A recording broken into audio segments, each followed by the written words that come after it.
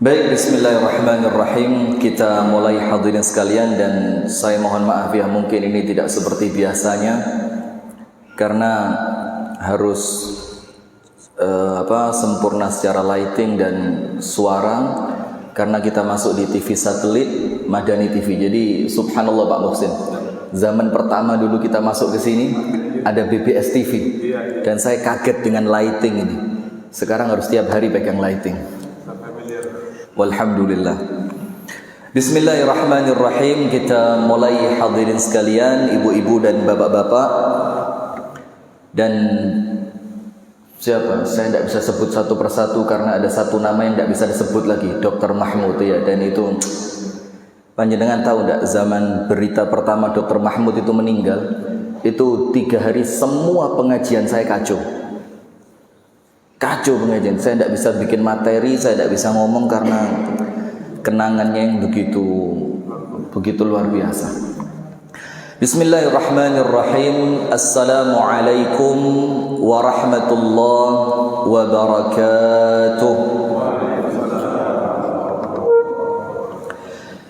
Innal hamdalillah nahmaduhu wa nasta'inuhu wa nastaghfiruh ونستهديه ونتوب إليه ونعوذ بالله من شرور أنفسنا ومن سيئات أعمالنا من يهده الله فلا مضل له ومن يضلل فلن تجد له وليا مرشدا أشهد أن لا إله إلا الله وحده لا شريك له وأشهد أن محمدًا عبده ورسوله وصفيه من خلقه وخليله صلوات ربي وسلامه عليه وعلى آله وأصحابه ومن والاه. أعوذ بالله من الشيطان الرجيم. يا أيها الذين آمنوا اتقوا الله حق تقاته ولا تموتن إلا وأنتم مسلمون. اللهم أنت ربي لا إله إلا أنت خلقتني وأنا عبدك وأنا على عهدك ووعدك ما استطعت أعوذ بك من شر ما صنعت أبوء لك بنعمتك علي وأبوء بذنبي فاغفر لي فإنه لا يغفر الذنوب إلا أنت. أصبحنا على فطرة الإسلام وعلى كلمة الإخلاص وعلى دين نبينا محمد صلى الله عليه وسلم وعلى ملة أبينا إبراهيم حنيفا مسلما وما كان من المشركين. أما بعد. اللهم إنا نسألك علما نافعا ورزقا طيبا وعملا متقبلا. اللهم علمنا ما ينفعنا وانفعنا بما علمتنا وزدنا علما وهدى وتوفيقا آمين يا رب العالمين.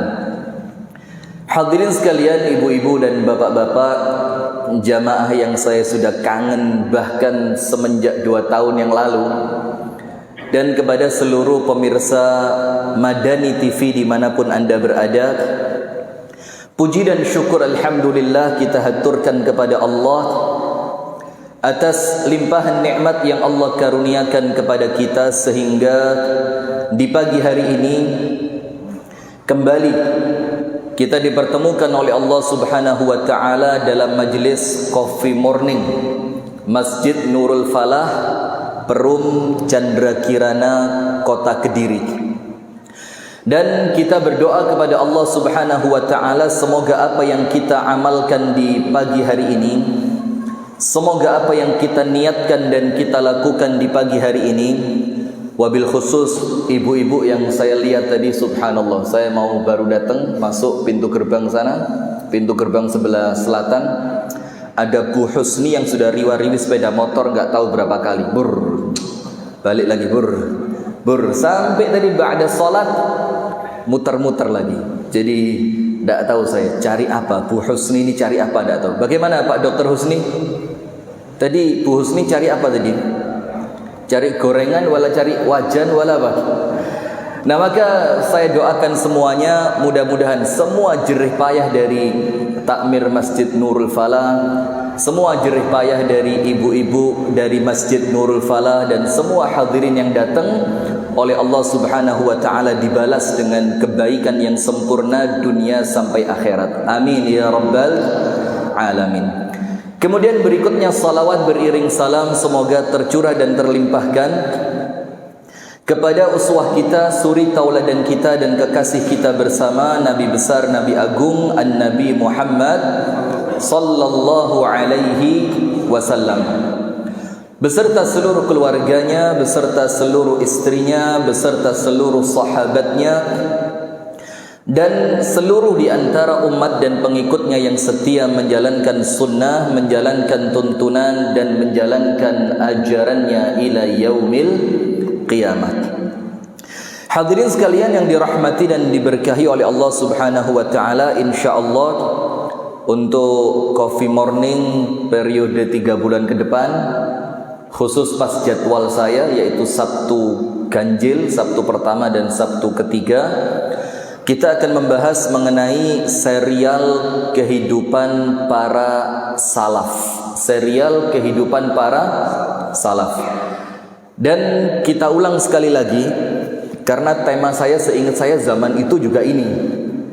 Saya ulang sekali lagi bahwasannya ketika kita berbicara mengenai as-salaf atau salafun as-salih, maka kita sedang berbicara bukan tentang kelompok di zaman kita, bukan tentang satu komunitas di zaman kita, bukan tentang satu pengajian atau satu pesantren atau satu lembaga pendidikan, bukan.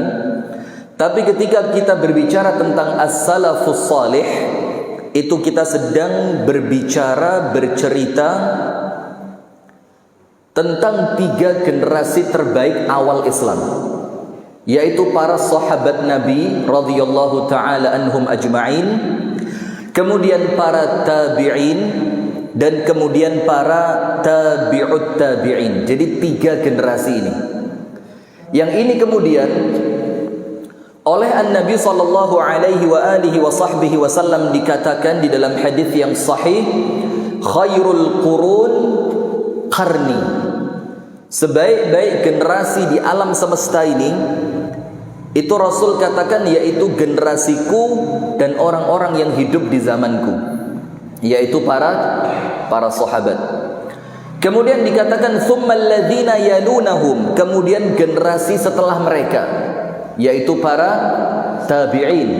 Jadi sahabat turun satu generasi namanya generasi tabi'in. Tabi' itu artinya pengikut. Tabi'in berarti orang-orang yang mengikuti. Siapa yang diikuti? Rasulullah dan para sahabat. Kemudian turun lagi satu generasi, tabi'ut tabi'in, pengikutnya para tabi'in, di mana Rasul sallallahu alaihi wasallam mengatakan khairul quruni qarni, sebaik generasi adalah generasiku, tsummal ladzina yalunahum, kemudian satu generasi setelah itu, tsummal ladzina yalunahum, kemudian satu lagi generasi setelah itu. Nah, berarti apabila kita ingin melihat Islam yang hakiki, kita ingin melihat Islam yang paripurna, baik secara akidah, secara ibadah, secara muamalah, secara akhlak dan sopan santun perangai sehari-hari, itu kita mencontoh dari 3 generasi pertama ini. Itulah kenapa Al-Imam Malik bin Anas, Al-Imam Malik bin Anas rahimahullahu ta'ala, Imam Daril Hijrah, guru dari Al-Imam Muhammad ibnu Idris Asy-Syafi'i, itu beliau mengatakan lan yasluha akhiru hadhihi al-ummah illa bima saluha awwaluha. Generasi terakhir umat ini tidak akan bisa baik.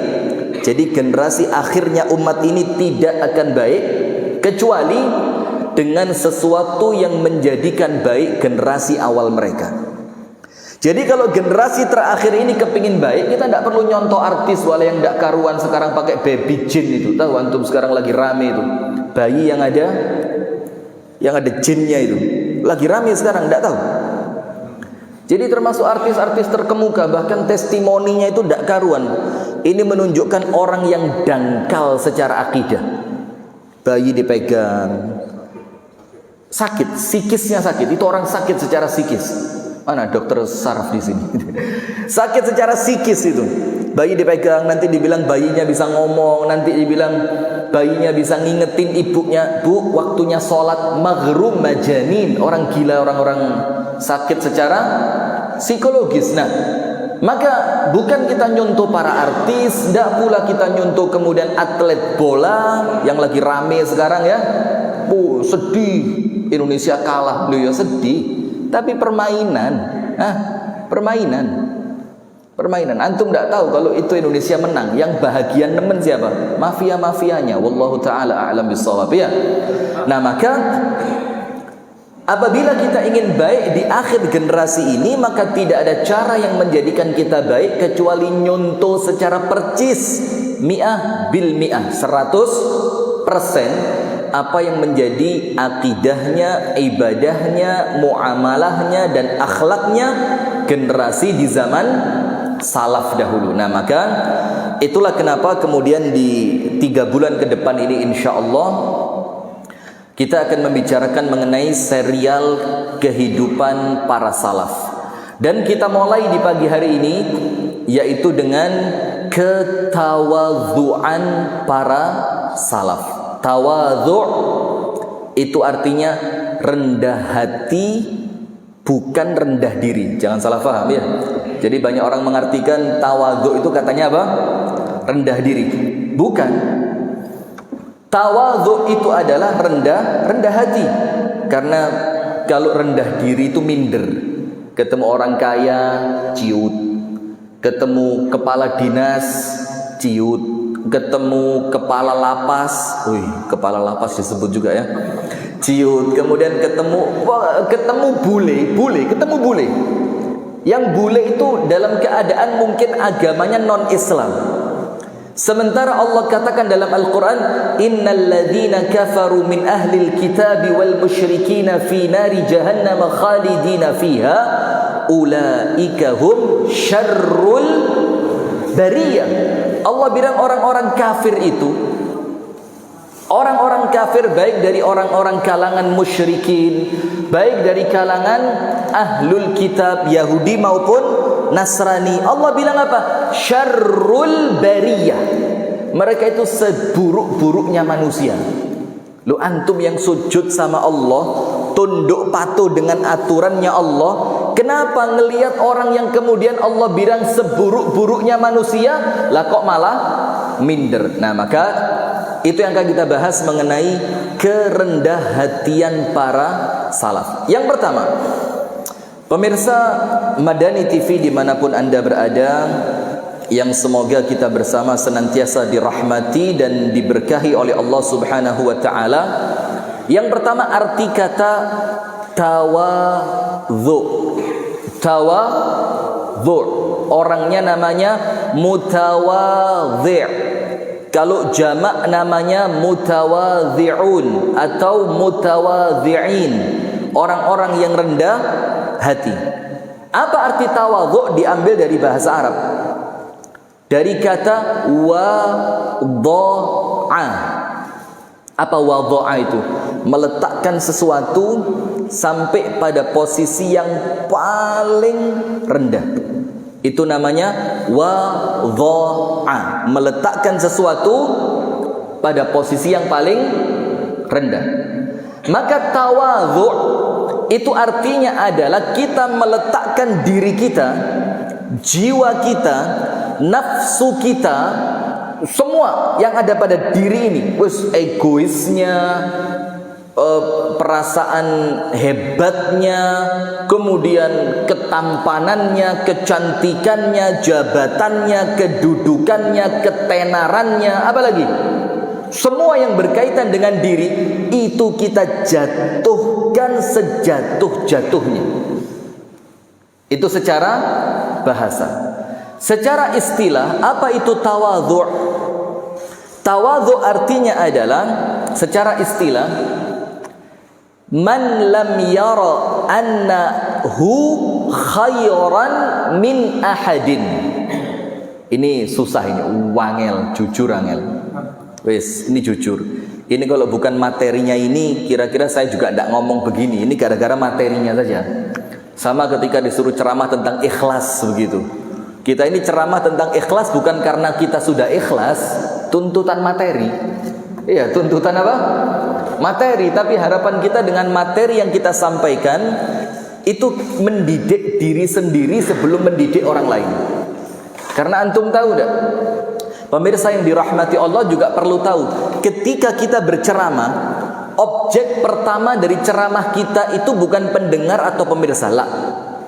Tapi objek yang kita kenai ceramah kita pertama kali itu siapa? Diri kita sendiri.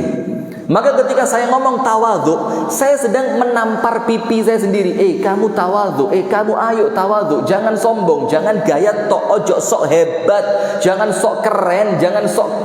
Udah, ini kita sedang menampar diri sendiri sebelum kita menyampaikan ucapan itu kepada orang lain. Nah, apa tawadhu secara istilah? Man yara annahu laisa khairan min ayyi ahadin, yaitu Anda melihat diri Anda, ayo coba ditunjuk dirinya masing-masing sekarang. Yang ketika keluar merasa hebat, ketika keluar merasa besar, ketika keluar merasa perlu dilayani. Ada enggak? Wakil. Iya. Ketika keluar merasa perlu dilayani, kalau dia datang harus disambut. Kan begitu? Kalau dia datang tidak ada orang nyambut, purik pulang lagi, nanti tinggal pecat-pecat, tulis surat pemecatan. Lihat. Apa itu tawadhu? Ketika Anda, ayo kita masukkan dalam diri kita masing-masing. Tidak melihat diri Anda lebih mulia dari seorang pun. Wis, itu tawadhu. Itu apa? Tawadhu. Ketika Anda melihat diri Anda tidak lebih mulia dari seorang pun yang Anda temui. Anda ketemu tukang parkir, kamu lebih baik dibanding saya. Anda ketemu tukang kebersihan, bukan tukang sampah ya. Sekarang bahasanya juga mulai perlu dirapikan kita ini. Anda ketemu tukang kebersihan yang bawa gerobak gitu ya, kemudian dia ngambilin sampah di pinggir jalan, ngambilin sampah di tempat-tempat sampah. Subhanallah, lihat. Kadang-kadang mereka jauh lebih hebat dibanding kita yang punya mobil. Kita punya mobil, itu kalau buang kulit kacang keluar, la haula wala quwata illa billah, paling gemes. Ketika ngelihat ada orang pakai mobil mewah begitu, yang al depannya itu apa? Itulah ya. Kemudian setelah dia bersihkan wajahnya dengan tisu, itu tisu dikeluarin keluar, dibuang pung. Ini ajhalul juhala, orang bodoh yang paling bodoh.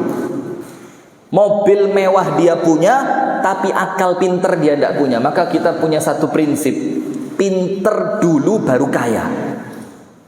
Apa kita punya prinsip apa? Pinter dulu baru kaya. Karena banyak orang terlanjur kaya tapi masih bodoh. Beli mobil bisa, buang sampah masih keluar. Nah, ketika kita melihat tukang kebersihan itu keliling, Anda lihat dia, itu Anda bilang apa? Kamu lebih baik dibanding saya. Ketika keluar dari pasar, kemudian diparkiri sama tukang parkir ya, itu jangan kemudian merasa Anda lebih hebat dibanding tukang parkir. Masukkan ke dalam hati, dan ini bukan gaya tok, ini bukan kemudian pemanis bibir, ini bukan kemudian lip sync, ini bukan kemudian yo sekedar biar keren lah ya, antum lebih baik dibanding anak lah. Tapi ini perasaan yang betul-betul masuk ke dalam hati bahwa kamu lebih baik dari saya. Nanti insya Allah akan ada satu video, potongan video pendek saya keluarkan. Itu begini. Ini panjenengan perhatikan dan ini serius. Ini apa? Serius. Begini hadirin. Hati-hati betul ya, hati-hati betul. Kita ini kadang-kadang kalau merasa diri kita suci, merasa diri kita apa? Suci, Allah tidak senang. Allah itu minta kita untuk jadi orang suci tanpa merasa suci. Maka Allah firmankan dalam Al-Quran, فَلَا تُزَكُّوا أَنفُسَكُمْ, janganlah kalian itu menganggap diri kalian suci. Kenapa ya Allah kami tidak boleh menganggap diri kami suci? Huwa a'lamu bimanittaqa, karena dialah Allah yang paling ngerti siapa orang yang bertakwa di antara kalian. Sudah, kalau kita ini kemudian sampai merasa suci, itu kan artinya tidak tawadhu. Tidak apa? Tidak tawadhu. Orang yang tawadhu itu orang yang merasa tidak pantas masuk surga dan menganggap dirinya itulah penghuni neraka. Itu orang tawadhu. Nah, maka ketika Anda mulai merasa suci, ini mohon maaf ya, ini biasa untuk yang ahli masjid, ahli taklim, ahli apa lagi? Masjid, taklim, ahli sedekah, ahli silaturahim, gitu-gitulah. Ya pokok orang-orang yang ahli ibadah gitu ya. Dalam keadaan sholatnya baik, puasanya baik, sedekahnya baik, baca Al-Qur'annya baik, tapi dia tidak pernah merasa melakukan dosa besar. Akhirnya apa? Yo kira-kira lek mati saiki yo surga lah gitu loh. Sampai merasa begitu. Anda tahu ketika Anda punya perasaan seperti itu, apa yang terjadi? Allah tidak ridho. Kalau kemudian Allah sayang kepada Anda, dalam keadaan Allah bilang, kamu jangan begitu gitu loh. Ojo ngono, jangan begitu. Allah masih sayang sama Anda, tapi Anda kemudian melakukan suatu perbuatan yang bikin Allah tidak ridho, maka sama Allah diselamatkan. Anda tahu bagaimana caranya? Ya, apa caranya Allah menyelamatkan orang yang terlanjur sombong tadi? Bagaimana caranya Allah menyelamatkan orang yang terlanjur merasa suci gara-gara gak tahu dosa gede tapi ibadah api? Allah akan anterin Anda dengan hikmah yang Allah miliki untuk kemudian tanpa sadar, bahkan Anda sampai kaget ketika Anda terjatuh pada satu di antara beberapa dosa besar. Yang biasanya Anda ngelihat dosa besar itu, gak mungkin lah saya zina, terlalu besar. Tidak mungkin lah saya minum minuman keras, terlalu menjijikkan. Wah, tidak mungkin lah saya sampai judi, itu dosa yang menjijikkan. Ketika itu Allah antarkan Anda untuk melakukan perbuatan dosa tadi, sampai kemudian Anda menyesal. Kalau sudah Anda menyesal, Anda ketemu siapapun, Anda melihat, aku ini orang kotor, saya ini orang hina, saya kemarin berzina, saya kemarin berjudi, saya kemarin minum minuman keras, saya kemarin pakai narkoba. Ternyata itu caranya Allah untuk menundukkan kembali kesombongan kita, supaya kita kembali menjadi orang yang tawadhu. Dan mohon maaf, ini kejadian banyak sekali, dan mudah-mudahan Allah menyelamatkan kita semua. Amin ya rabbal alamin. Beberapa ustadz yang mulai dilihat sama manusia, mulai dipandang keluarganya baik, mulai dipandang anak-anaknya solihin dan solihat, mulai dilihat istrinya nurut, masya Allah, begitu kan?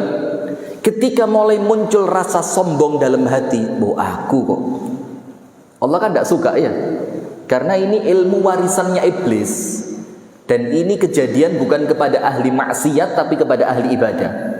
Ana khairun minhu, aku lebih bagus dari kamu, aku lebih hebat dibanding kamu, aku lebih keren dibanding kamu.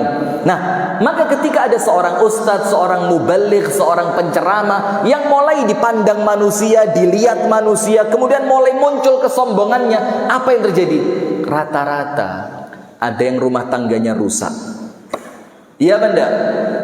Bukan Allah benci sama dia, bukan, tapi karena Allah cinta sama dia. Supaya apa? Ketika perasaannya mulai tinggi, ketika ketawaduannya mulai hilang, ketika kesombongannya mulai muncul, Allah hancurkan keangkuhan itu dengan sesuatu yang tidak dia bayangkan sebelumnya.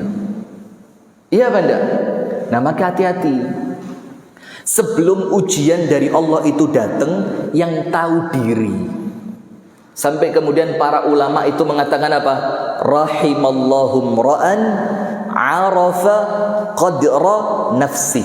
Allah akan merahmati seorang manusia yang ngerti kapasitas dirinya. Aku iki sopo. Itu sama Allah dirahmati. Kenapa? Orang yang tahu kapasitas dirinya, insya Allah dia tidak akan sombong di muka bumi. Apa sih yang kita sombongkan? Antum tahu tak? Al-Imam Al-Hasan Al-Basri ketika lewat di depannya itu anaknya sultan. Sekarang kan sultan ini bahasa keren ya. Sultan Chandra Kirana. Baik. Siapa sultannya Chandra Kirana? Dr. Husni. Mbah Jami'an. Mana? Ya Allah, saya rindu sama beliau. Mbah, Masya Allah, panjang sehat wal afiat, panjang umur, istiqomah, amin ya rabbal alamin. Sudah lewat anaknya sultan depan Imam Hasan Basri, kudanya bagus, pengawalnya banyak, bajunya keren, top sudah. Setiap dia lewat, orang itu mesti berdiri, hormat sama dia. Imam Hasan Basri ketika ngelihat murid-muridnya akan berdiri ketika pecinta dunia ini mau lewat, apa kata Imam Hasan Basri? Qif makanakum. Jangan berdiri, duduk saja, biarin dia lewat. Setelah dia lewat, kok dilihat sama dia, loh, kamu kok gak berdiri, saya lewat. Balik. Dan ini keangkuhan mulai banyak sekarang. For rider, Harley Davidson, ini keangkuhan dunia yang kita tidak boleh punya. Jangan begitu. Sudah balik itu rombongan. Kemudian dia turun dari kudanya. Dia tanya kepada Imam Hasan Basri dan murid-muridnya, lima la taqumun? Kok kalian tidak berdiri? Ama ta'rifuna man ana? Bukankah kamu tahu saya siapa? Apa kata Imam Hasan Basri? Li'anni araftu annaka man fala aqum. Justru karena saya tahu kamu siapa, maka saya tidak berdiri. Coba. Ini si orang sombong bilang apa? Kamu kan tahu saya siapa, kenapa kamu tidak berdiri? Kamu kan tahu saya anaknya sultan, saya anaknya pemimpin, saya anaknya presiden, kenapa tidak berdiri? Apa kata Imam Hasan Basri? Justru karena saya tahu kamu siapa, maka saya tidak berdiri. Terus orang itu tanya, idzan man ana? Akhbirni man ana. Kalau begitu ceritain sama saya siapa?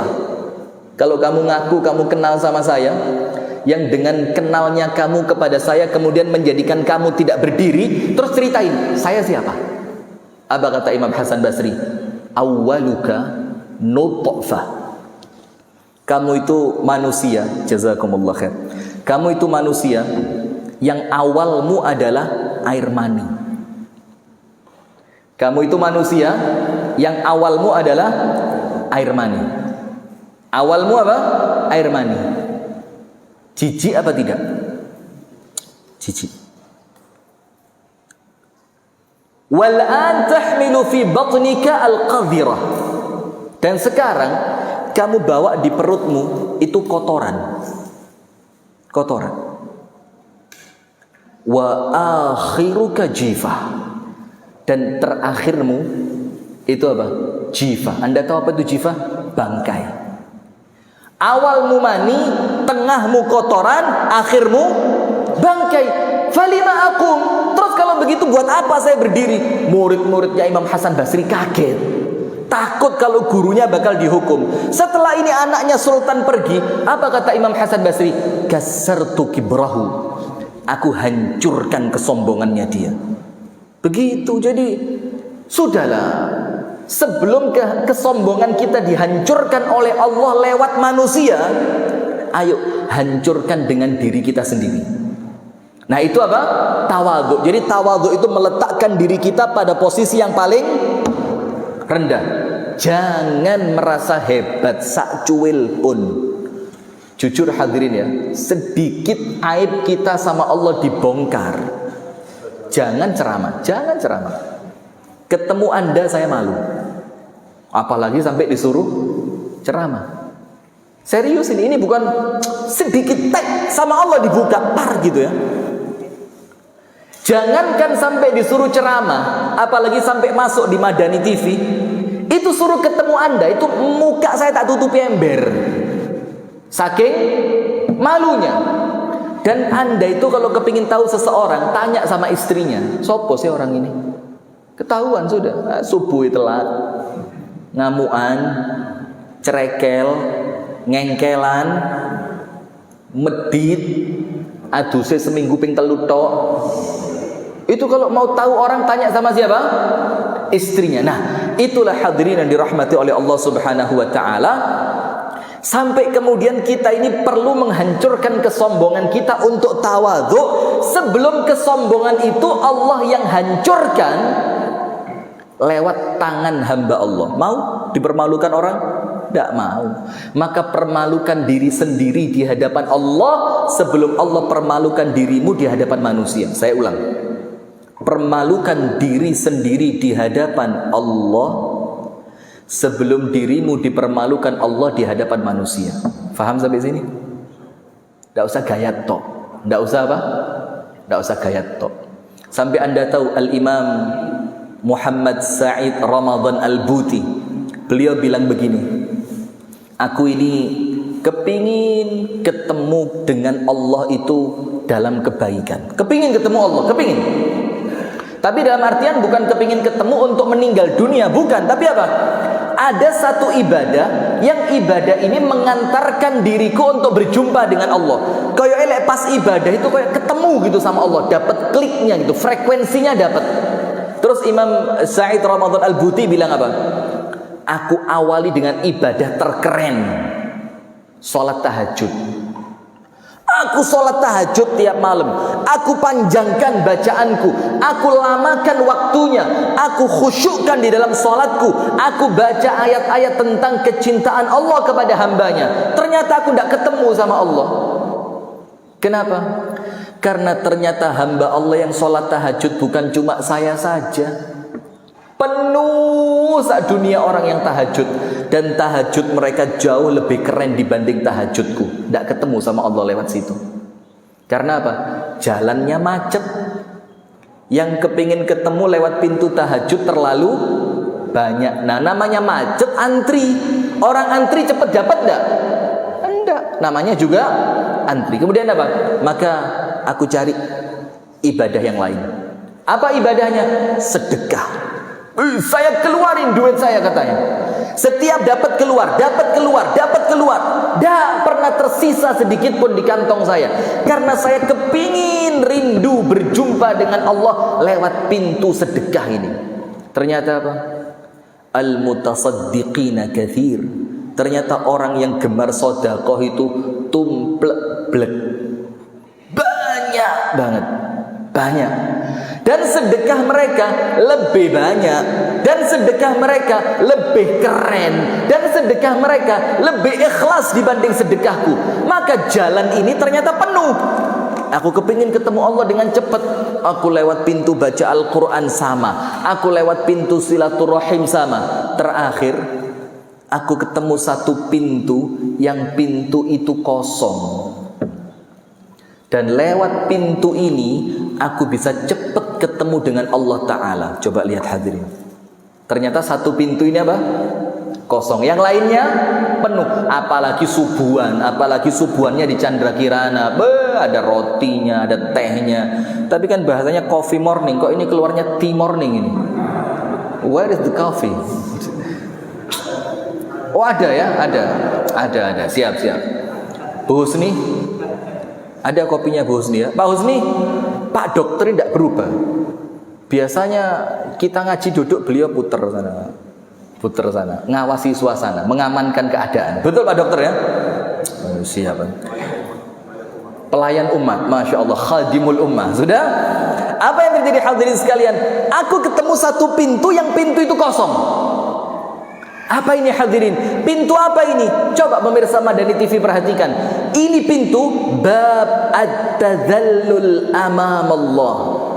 Ternyata pintu yang kosong itu tadi, itu pintu merasa diri hina di hadapan Allah. Pintunya kosong, kalau lewat jalur ini ketemu sama Allahnya cepat.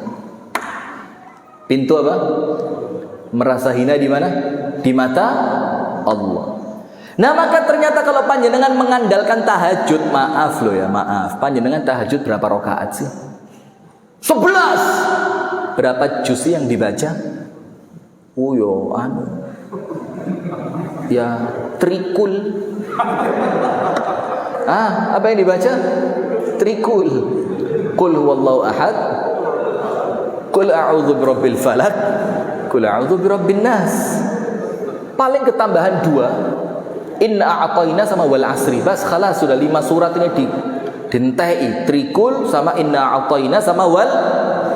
Bukan tidak baik, bukan baik. Tapi apa? Kalau panjenengan jalan sedikit aja, dikit-dikit ke arah Madiun nanti ke arah lagi Magetan, di sana ada pondok di daerah Temboro. Itu ada tahajud yang 1 malam 30 juz. Ada tahajud yang 1 malam 10 juz. Dan yang paling enteng 1 malam 3 juz. Itu kelas paling bawah. Kelas paling bawah. Anda berapa juz? Terus gitu, surga iki segotekku surga. Milih, aku kok lek surga kok pojok kono yo. Surga ni sapa bule?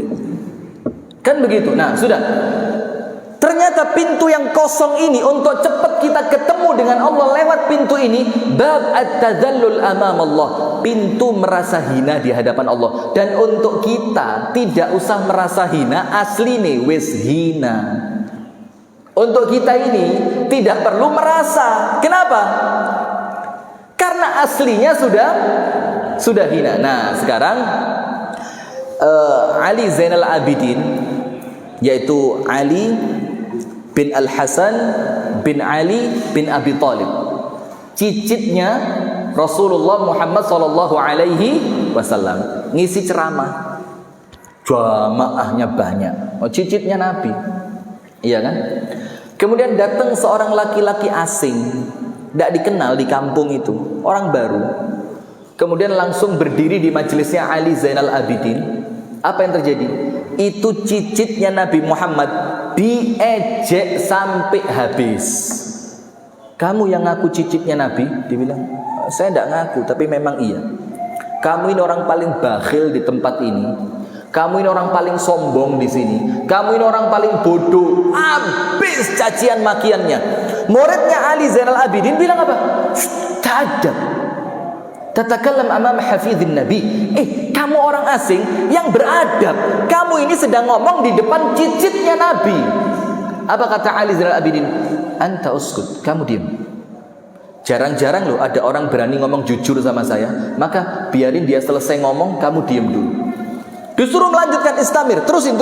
Tambah lagi caciannya. Kamu ini begini, tukang fitnah, tukang memecah belah umat, tang. Sampai orang itu berhenti. Coba, orang yang mencaci panjenengan, ono enteke gak? Ada habisnya? Ada. Lawang kamus bahasa Indonesia itu cuma sak gitu tok kok. Setelah bahasanya habis, selesai, telinga Anda sobek, enggak, hidung Anda hilang. Ya sebenarnya gak duwe irung kan. Hidung Anda hilang, enggak juga. Apa kemudian mata menjadi buram gara-gara dihina orang? Enggak. Maka setelah orang itu selesai, apa yang terjadi hadirin sekalian? Al-Imam Ali Zainal Abidin mengatakan, "Mas, sudah habis." Dibilang, "Iya, entar Izan, habis." Zid qalilan, coba ditambahi dikit lagi gitu loh. Iki malah jaluk, malah minta. Saking tawadhu'nya, orang itu kalau sudah merasa dirinya rendah, tidak ada orang lain yang bisa merendahkan dia. Kita ini kenapa direndahkan orang? Gara-gara kita merasa tinggi. Panjenengan kenapa gampang tersinggung? Ayo jawab. Kenapa gampang tersinggung? Kenapa? Kenapa gampang baper? Kenapa gampang mangkel? Kenapa gampang ngamuk? Kenapa? Karena Anda melihat orang lain tidak pantas melakukan itu kepada saya. Iya apa enggak? Kamu yang sopan. Enggak tahu Ustaz. Duh, ini kan. Kamu yang sopan. Enggak tahu kepala dinas. Oh. Kamu yang sopan. Enggak tahu dokter spesialis. Duh. Dan ya Allah, ya Rahman. Itu yang perlu kita hancurkan dalam diri kita. Gak usah sombong. Nah maka Ali Zainal Abidin mengatakan apa? Tambah dikit. Orang itu bilang apa? La, intahait. Wis entek. Terus Ali Zainal Abidin tanya apa? Bilang begini hadirin. Amma ma qultahu alai, apapun yang kamu omongkan tentang saya tadi, kulluha fi, itu semuanya itu ada dalam diri saya. Kamu bilang saya pelit, ya Allah, saya ngaku saya pelit. Kamu bilang saya tukang fitnah, yo saya ngaku saya tukang fitnah. Kamu bilang saya tukang ghibah, tukang rasan-rasan, iya saya tukang ghibah, saya tukang rasan-rasan. Wa amma lam taqul fa innahu akthar, dan yang belum kamu sampaikan itu lebih banyak yang Allah masih tutup dari saya. Coba, gak mangkel. Kenapa? Awalnya sudah tawadhu. Coba mohon maaf begini, kepala dinas datang ke kantor, kebetulan karena di luar macet, mobilnya tidak bisa masuk ke parkiran kantor, jalan dia. Ada office boy baru, tidak ngerti, datang betulan coffee, masya Allah, ini. Di tempat lain ada jahe juga. Tea, coffee, ginger. Nanti kalau jahenya keluar saya bilang di tempat lain ada ketannya juga ini. Kan ente menungso ya. Saya punya langganan tukang ojek di Kota Batu sana. Itu tidak pernah pasang tarif. Kita minta, Mas beli ini telepon datang. Mas, setiap dikasih, tidak pernah pasang tarif. Dan hebatnya apa? Ketika kita tanya, Mas kurang enggak? Apa jawabannya? Lah jenengi menungso ya kurang ae. Keren enggak jawabannya? Jenengi menungso ya kurang ae. Lha ya apa ditambah ya apa ora? Ya sak karep sampean. Ini jawaban diplomatis banget ya. Biasanya calon presiden model begini ya. Nah, sudah.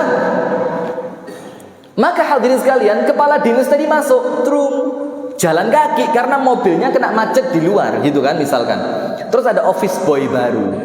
Kemudian office boy itu ketika dia masuk tidak hormat sama sekali. Gak direken di office boy, dikira wong biasa gara-gara muka ini bukan muka kepala dinas, muka office boy. Sudah, dia masuk dibiarin. Terus dalam hati bilang apa? Kamu belum tahu siapa saya. Nanti kalau kamu sudah kenal sama saya, malu kamu. Itu ciri orang sombong. Itu ciri apa? Orang sombong. Kamu belum tahu siapa saya. Dan itu kita sering lakukan. Parkir di pasar apa ini? Pasar Bandar. Bandar mana? Parkir pasar Bandar gitu ya. Mau mundur, tukang parkirnya jerit-jerit. Jendela ku tak buka ero itu Ustaz Rifki. Ini ciri orang sombong. Nah, maka Ali Zainal Abidin ngomong sama orang yang mencaci maki dia. Dibilang apa? Semua yang kamu ucapkan ada dalam diri saya. Dan yang kamu belum sebut lebih banyak. Gak sakit hati, gak emosi, gak tersinggung. Kenapa? Dia telah menjatuhkan dirinya pada posisi yang paling rendah. Terus apa kata Imam Hasan Basri? Nampaknya anta rajul gharib fi hadhil qaryah. Nampaknya kamu ini orang asing di kampung ini. Berarti kamu musafir. Coba ngomong sama saya, kamu perlu apa? Nanti ganti dari nasihat yang kamu berikan kepada saya tadi, keperluanmu di kampung ini aku yang melakukan. Masya Allah. Sampai orang itu akhirnya kisinan, malu orang tadi. Dibilang apa? Ushidu annaka hafizun nabi. Saya bersumpah bahwa saya yakin sekarang bahwa kamu itu cicitnya Nabi Muhammad. Terus laki-laki itu ngaku, saya tadi kesini niatnya mau cari ilmu, tapi saya di challenge sama orang. Apa challenge? Dikasih tantangan sama orang. Kalau bisa bikin Ali Zainal Abidin marah, saya dikasih uang 1000 dinar, bukan dirham. Dinar. Berarti 1000 kali 3.200.000 berapa? 3,2 miliar. Tantangannya bikin Ali Zainal Abidin apa? Marah. Ternyata kamu ndak marah. Terus apa kata Ali? Wallahi tajhal alayya bi alfi dinar. Kamu berbuat itu kepada saya untuk 1000 dinar. Dipanggil muridnya. Ta'al ya murid sini, ambilkan tas saya, kasih buat dia 1000 dinar, suruh dia pulang. Coba, itu loh enaknya wong tawadhu itu. Gak tersinggungan. Gak apa? Gak tersinggungan. Kenapa? Dihina. Loh saya lebih hina dibanding hinaan kamu. Dicaci, loh saya lebih menjengkelkan dibanding cacian kamu. Itu enaknya orang tawadhu. Nah, kemudian hadirin, Rasulullah sallallahu alaihi wa biasa sampai jam berapa Pak Muhsin? 5.36. 5.30. Ibu-ibu ini ya. Sekarang begini. Rasulullah sallallahu alaihi wasallam bersabda, "Man barang siapa." Ini namanya syartiyah. Apa syartiyah itu? Ada syarat, ada hasil. Syaratnya apa? Anda dapat hasilnya. Kalau lulus, tak kasih sepeda motor. Berarti untuk dapat sepeda motor syaratnya apa? Lulus. Nah sekarang lihat. Ketika Rasulullah mengatakan man barang siapa, ini syartiyah. Ketika syaratnya Anda lakukan, maka janji Allah akan penuhi. Kenapa? Innallaha la yukhliful mi'ad. Allah tidak akan mengingkari janji. Apa kata Rasulullah? Barang siapa tawadha'a lillah rafa'ahu Allah. Dan tangan Rasulullah begitu. Rasulullah asyara biyadihi hakadha wa hakadha. Rasulullah itu mengisyaratkan dengan tangannya begini dan kemudian begini. Apa kata Rasulullah? Man barang siapa tawadha'a lillah, yang tawadhu karena Allah. Tapi ingat, sekarang ada orang tawadhu kepingin tinggi. Ada enggak? Tawadhu supaya dibilang tawadhu, lagi podo ae. Tawadhu itu betul-betul. Maka Rasul bilang, man tawadha'a lillah, orang yang kemudian tawadhu, merendahkan diri dan hatinya di hadapan Allah lillah. Apa Rasul bilang? Tangannya begini Bu. Ibu-ibu perhatikan saya. Rafa'ahullah. Sama Allah dia bakal diangkat. Sekarang cek. Mana ada orang tawadhu hina, ada apa enggak? Ada? Tidak ada. Semakin orang itu tawadhu, semakin dicintai sama manusia. Karena itu sunnatullah. Tidak ada manusia senang sama orang sombong, itu tidak ada.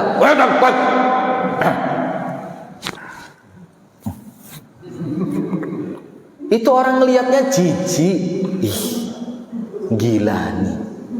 Baru kepala dinas. Turun jadi wali kota.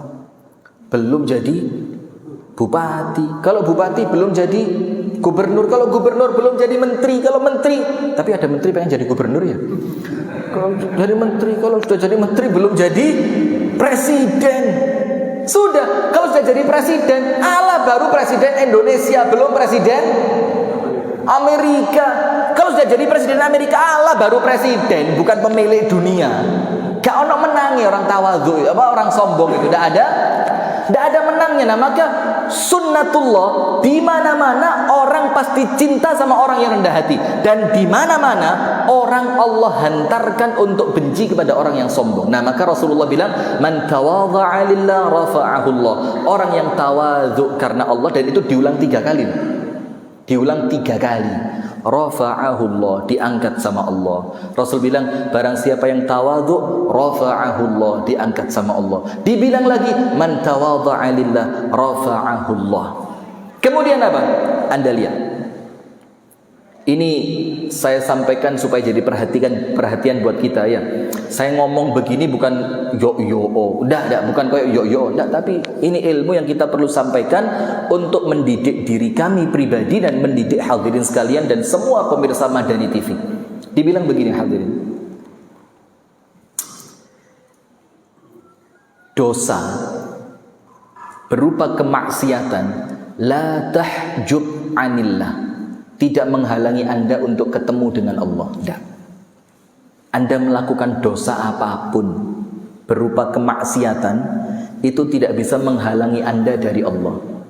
Karena Anda tahu, dalam hadits qudsi dikatakan, kalaulah orang-orang yang menjauh dariku itu tahu, kata Allah, bagaimana rindunya aku kepada mereka, itu maka ruas-ruas tulangnya akan terputus karena kecintaan kepadaku.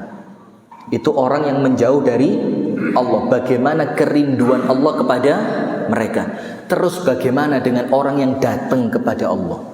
Kan begitu. Nah, maka al-ma'asi la tahjub 'anillah. Kemaksiatan itu tidak menutupi antara Anda dengan Allah. Terus saya mau tanya, ada satu dosa yang itu menghalangi perjumpaan seorang hamba dengan Allah selain syirik. Apa itu? Apa? Sombong. Apa? Sombong. Allah tidak senang sama orang yang sombong. Apa ayatnya? Kenapa kita bilang kesombongan itu adalah hal yang akan menghalangi seorang hamba dari Allah? Lihat ayatnya. Sa'asrifu an ayati alladhina yatakabbaruna fil ardi bighairil haqq. Sa'asrifu an ayati, aku akan palingkan dari ayatku, aku akan palingkan dari mendapatkan nasihat yang baik, aku akan palingkan dari mendengarkan tausiah yang baik, aku akan palingkan mereka dari semua kebaikan. Siapa yang Allah palingkan? Sa'asrifu an ayati alladhina yatakabbaruna fil ardi bighairil haqq. Orang-orang yang sombong di muka bumi. Orang sombong itu tidak akan mendapatkan petunjuk dari Allah. Orang yang sombong itu tidak akan bisa berjumpa dengan Allah dengan perjumpaan yang baik. Kenapa? Karena penghalang antara dia dan Allah itu satu, kesombongannya dia. Saya mau tanya, Fir'aun di Allah ditenggelamkan karena apa? Fir'aun ditenggelamkan karena apa? Sombong. Qarun, Allah balik buminya, Allah tenggelamkan Qarun karena apa? Sombong. Tapi untuk orang-orang yang berdosa, Allah bilang apa? Qul ya ibadiyalladzina asrafu ala anfusihim la taqnatu min rahmatillah innallaha yaghfirudz dzunuba jami'a. Muhammad, katakan kepada hamba-hambaku, wahai hamba-hambaku yang telah melampaui batas dalam perbuatan dosa. Bukan cuma berdosa loh. Apa Allah bilang? Melampaui batas. Mungkin kalau bisa dibilang, kalaupun dia berzina, mungkin zinanya sampai sama ibunya. Nas'alullah as-salama wal afiyah. Allahumma asturna bisitrikal jamil. Keterlaluan dosanya. Ternyata Allah tidak menghalangi dia untuk dipanggil dengan panggilan hambaku. Allah tidak menghalangi dia untuk dipanggil hambaku. Dan Allah bilang apa? La taqnatu min rahmatillah. Jangan sampai kamu putus asa dari rahmatku, kata Allah. Kenapa ya Allah aku tidak boleh putus asa? Innallaha yaghfirudz dzunuba jami'a. Karena semua dosa sama Allah bakal diampuni. Coba lihat. Untuk pelaku dosa yang berlebihan, Allah panggil hambaku, jangan putus asa. Tapi untuk orang yang sombong, sombong dengan ibadahnya, sombong dengan kebaikannya, sombong dengan ketaatannya, sombong dengan kekuatannya, sombong dengan kepandaiannya, sombong dengan ketenaran, jabatan dan yang lainnya, Allah bilang apa? Sa'asrifu an ayati alladzina yatakabbaruna fil ardi bighairil haqq. Orang yang sombong Allah palingkan dia dari Allah. Nah, sekarang hadirin, lihat. Saya akan tunjukkan beberapa potret ketawadhuan para salaf. Ini beberapa potret dari ketawadhuan para salaf. Nomor 1. Anda tahu ucapan Rasulullah Sallallahu Alaihi Wasallam ini imamnya para salaf. Nabi besar Muhammad Sallallahu Alaihi Wasallam. Ketika ada seorang laki-laki mendekat, kemudian laki-laki itu berdek. Ketemu sama Nabi Muhammad itu dredeg. Kalau bahasa kita mungkin keringet dingin gitu loh. Dan saya pernah ngalami itu. Ketemu orang sombong sak Surabaya. Bah, kayak so ngomong saya. Dingkluk-kluk sudah. Setelah itu saya tidak mau lagi diajak ke tempat-tempat seperti itu. Kalah Yoni. Ini ngomong belum keringet keluar duluan. Padahal AC-nya banyak-banyak itu. Kalah Yoni. Nah sudah. Apa Rasulullah katakan kepada orang laki-laki yang mendekat? Ketika laki-laki itu mendekat berdetak. Irtaja fajaza. Apa Rasul bilang? Ihda. Mas, yang tenang. Innama ana rajulun. Innama ana ibnu imra'atin ta'kulul qadid. Aku ini laki-laki biasa. Anak seorang ibu biasa yang biasa makan daging kering. Coba lihat Rasulullah padahal. Tapi Rasul bilang apa? Ketika ada orang mendekat dan orang itu merasa ketakutan, Rasul bilang, "Wis talah, yang tenang. Aku ini bukan siapa-siapa. Ibuku sama seperti ibumu, makanannya daging kering." Rasulullah. Kemudian ketika Rasulullah makannya di lantai. Kita masuk warung, kalau tidak dapat ruangan VVIP kita tidak jadi masuk. Iya benda. Itu ya Allah, tolonglah hadirin ya. Tidak usah sombong di hadapan pelayan warung, di hadapan orang yang datang bawa minuman ke tempat kita, di hadapan orang yang membersihkan ruangan kerja kita, di hadapan orang yang mungkin mengambilkan sepatu dinas kita. Jangan sombong. Allah benci sama orang sombong. Nah sudah. Maka apa yang terjadi? Rasulullah ketika makan di lantai, apa Rasul bilang? Innama ana abdun, aku ini hamba. Anda tahu hamba, budak-budak. Akulu kama yakulul abd, yang aku akan makan selayaknya budak makan. Enggak seperti kita ini baru keren dikit aja kalau makan minta yang mana? Oh ini piringnya kok begini. Oh sandoknya mentolong merekes. Kau niki sopo? Orang tidak suka sama orang yang sombong itu, ya. Sampai Rasulullah saja itu apa? Aku ini seorang hamba, maka makanku layaknya makannya seorang hamba. Terus Anda tahu Rasulullah kalau di rumah ngapain? Yakhdumu ahlah, jadi pembantu buat keluarganya. Bukan dilayani, melayani. Dalam hadis yang lain dikatakan apa? Yo ngesol sendalnya sendiri. Kalau kainnya sobek, dijahit sendiri. Kalau Rasulullah itu mau naik ke atas unta, naik sendiri. Itu Rasulullah Sallallahu Alaihi Wasallam. Kemudian Umar bin Al-Khattab, kata Anas bin Malik, Ra'aitu Amiral Mu'minina Umar bin Al-Khattabi. Suatu hari aku ngelihat Umar. Itu ketika aku lihat wa baina katifai Umar arba' riqa fi qamisihi, di bajunya Umar itu ada 4 tambalan. Dengerin yang sombong-sombong dengan pakaiannya. Di bajunya Umar ketika Umar menjadi khalifah itu ada tambalan berapa? 4. Sementara kita di lemari kita penuh dengan pakaian, itu pun tidak pernah dipakai, dihisab sama Allah. Dihisab sama Allah. Kemudian di lain waktu, tahu enggak Umar itu ngangkat kirba. Kirba itu kalau bahasa kita ngangkat air galon gitu loh. Yang itu tidak pantas buat seorang pemimpin. Terus ditanya sama ajudannya, siapa ajudannya? Namanya Abu Ubaidah ibnul Jarrah. Kata Abu, ya Umar, la yaliqu hadza bik. Wahai Umar, tidak pantas kamu ngangkat galon dilihat orang, tidak pantas. Ini ada utusan dari negeri sana, ada delegasi dari praja sana. Tidak pantas, jangan Umar. Malu kami lihat kamu seperti itu. Jangan, biar aku yang angkat. Anda tahu apa katanya Umar? Kata Umar apa? Tadi, waktu delegasi-delegasi itu datang dan dia nurut dengan omonganku, dia mendengarkan titahku, itu masuk sedikit kesombongan ke dalam hatiku. Iki lo Umar. Ini loh Umar. Maka aku hancurkan kesombongan itu di hadapan mereka dengan aku tunjukkan bahwa aku bukan siapa-siapa dan aku angkat galon air ini di atas pundakku. Subhanallah. Lihat, ini siapa? Umar.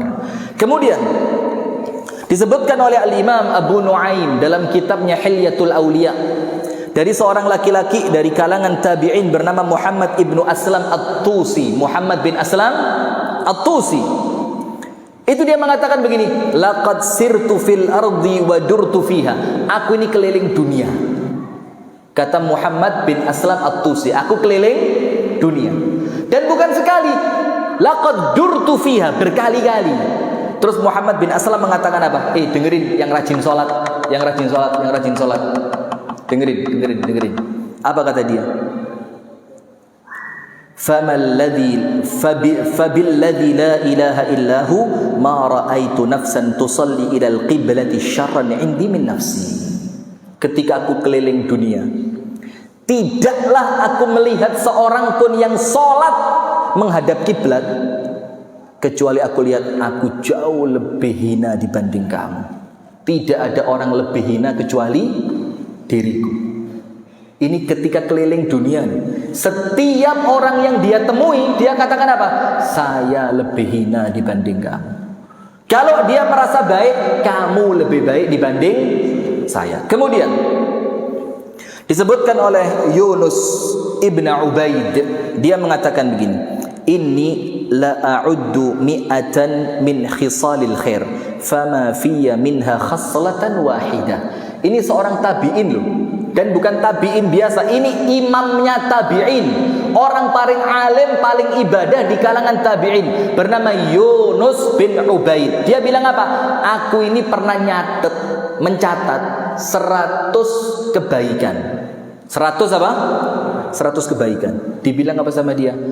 Tidak satu pun dari 100 itu yang ada dalam diriku. Subhanallah. Coba lihat, 100 kebaikan yang dia tulis, dibilang apa? Tidak satu pun dari 100 kebaikan itu yang aku lihat ada dalam diriku. Subhanallah. Kemudian Al-Imam Al-Hasan Al-Basri, ketika tangannya dicium oleh muridnya, ditarik, ceret. Terus muridnya protes. Muridnya bilang apa? Yajuzu wa hal yumna'u taqbil yadal alim. Bukankah boleh mencium tangannya orang alim? Imam Hasan Basri bilang apa? Wa ma ra'aitu fi hadzal makani 'alima. Memang boleh nyium tangannya orang alim, tapi di tempat ini saya tidak lihat ada orang alim. Padahal dia yang dimaksud orang alim itu dia. Tapi dibilang apa? Tapi saya tidak melihat ada orang alim di sini. Dia tidak memandang dirinya orang yang alim. Kemudian antum tahu Abdullah bin Abbas. Abdullah bin Abbas ini sepupunya Nabi Muhammad, betul tidak? Abdullah bin Abbas sepupunya Nabi Muhammad. Iya, sepupunya Nabi Muhammad. Dia datang ke rumahnya Abdullah bin Mas'ud. Ketika dia datang ke rumahnya Abdullah bin Mas'ud untuk minta ilmu, untuk dengerin hadis di siang hari panasnya kota Madinah, tidak diketuk rumah gurunya, ditunggu di depan pintu rumah gurunya sambil dia tidur beralaskan kain dan rambutnya penuh dengan debu padang pasir. Ketika Abdullah bin Mas'ud keluar, kaget. Dibilang apa? Ya bena ammi Rasulillah, anaknya paman Nabi Muhammad. Kalau kamu perlu, kamu panggil saya datang ke tempat kamu lebih mulia untuk saya datangi. Apa kata Abdullah bin Abbas? Ini yang dilakukan oleh penuntut ilmu kepada orang yang mau diambil ilmunya. Subhanallah, tawadhu. Kemudian lagi yang lain, Al-Imam Ahmad bin Hanbal rahimahullahu ta'ala. Imam Ahmad itu kan orang Arab, dan di zaman itu orang-orang Arab itu mulia banget. Maka ada seorang laki-laki dari daerah Afrika datang menemui Imam Ahmad. Setelah dia belajar sama Imam Ahmad, terus dia tanya, "A anta Arabi?" Kamu kan orang Arab gitu. Terus Imam Ahmad bilang apa? La, innama ana qaumul masakin. Aku ini kaum yang miskin. Anak-anaknya turunan orang miskin. Dipaksa sama orang Afrika itu, "Aku mau cium tanganmu, kamu ini orang Arab."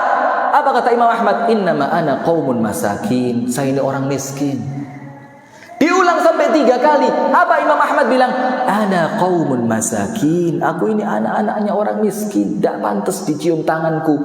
Sampai Imam Ahmad pergi meninggalkan orang yang pengen nyium tangannya tadi, sambil mengulang-ulang apa? Aku ini orang miskin, aku ini orang miskin, aku ini orang miskin. Dan suaranya terdengar sampai Imam Ahmad hilang. Terakhir penutup Umar bin Abdul Aziz. Umar bin Abdul Aziz ketika menjadi khalifah, itu sampai dibilang apa? Kalau ruangan rumah ibunda Aisyah itu masih cukup, maka kalau kamu mati, kamu pantas ditempatkan di sana. Jadi Nabi Muhammad, Abu Bakar, Umar, dan Umar bin Abdul Aziz dibilang apa? Melakukan dosa besar lebih ringan untuk saya dibanding saya menganggap diri saya pantas ditaruh di tempat itu. Antum dengerin? Paham enggak? Melakukan dosa besar itu lebih ringan dibandingkan saya nganggap diri saya pantas disejajarkan dengan orang-orang soleh. Kemudian Umar bin Abdul Aziz ini punya anak, anaknya itu beli cincin. Cincinnya harganya berapa? 1000 dirham. Sekarang 1 dirham itu kira-kira 60.000 lah, katakan 60.000. Berarti kali 1000 berapa? 60 juta. 60 juta cincin. Sekarang cincin kita berapa? Atau ada yang jam tangannya itu sampai 1,2 M. Apa yang dicari apa? Tidak ada yang dicari. Ketika Umar bin Abdul Aziz dengar anaknya beli cincin 60 juta rupiah, dipanggil, sini, bi'ah, jual. Beri makan dari penjualan cincinmu ini kepada 60 orang miskin. Hasil penjualan cincinmu bagikan kepada 60 orang miskin. Kemudian kamu belilah cincin dengan harga 2 dirham, yang harganya 120.000 aja. Terus tulis di sana, rahimallahu mra'an 'arafa qadra nafsi. Tulis di cincinmu tadi, semoga Allah merahmati seorang manusia yang tahu siapa dirinya. Itulah mereka yang orang-orang tawadhu. Itulah hadirin yang dirahmati oleh Allah yang dapat kami sampaikan. Dan pemirsa Madani TV dimanapun anda berada, insyaallah kita akan lanjutkan serial kehidupan para salaf ini pada pertemuan yang berikutnya. Hadanallahu wa iyyakum ajma'in. Subhanakallahumma wa bihamdika asyhadu an la ilaha illa anta astaghfiruka wa atubu ilaik. Kurang lebihnya mohon maaf. Assalamualaikum warahmatullahi wabarakatuh.